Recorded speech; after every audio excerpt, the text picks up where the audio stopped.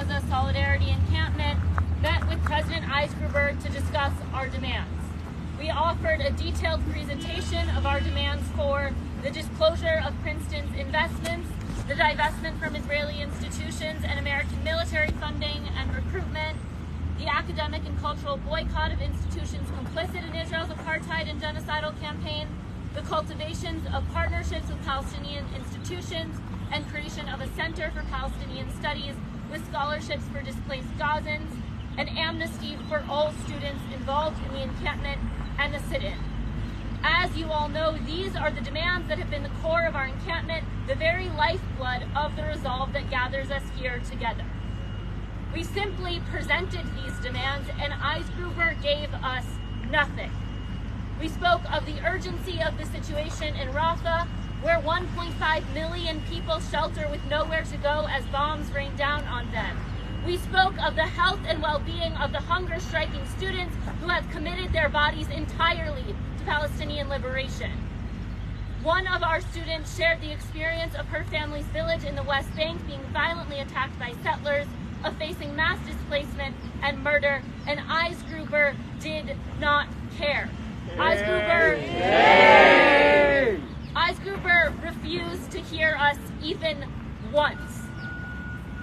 Eisgruber claims that the administration is listening to us, that they're committed to our free expression and the health of our protest, but they've given us nothing.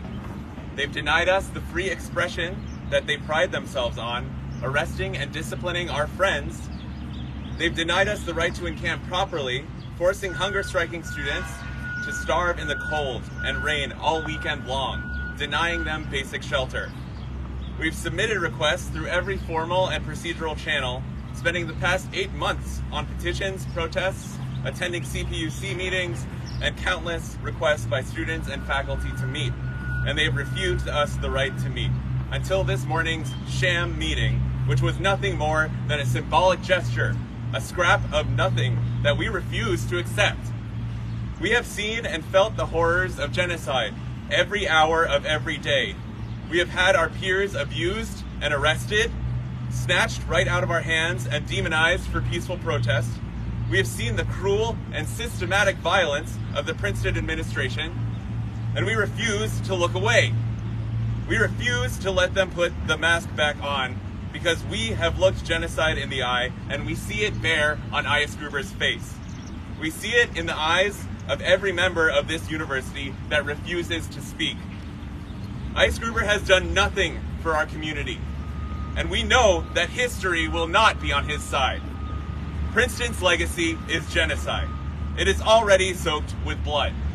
It is built on stolen land, on the backs of the enslaved, and it is built now on the rubble of Gaza.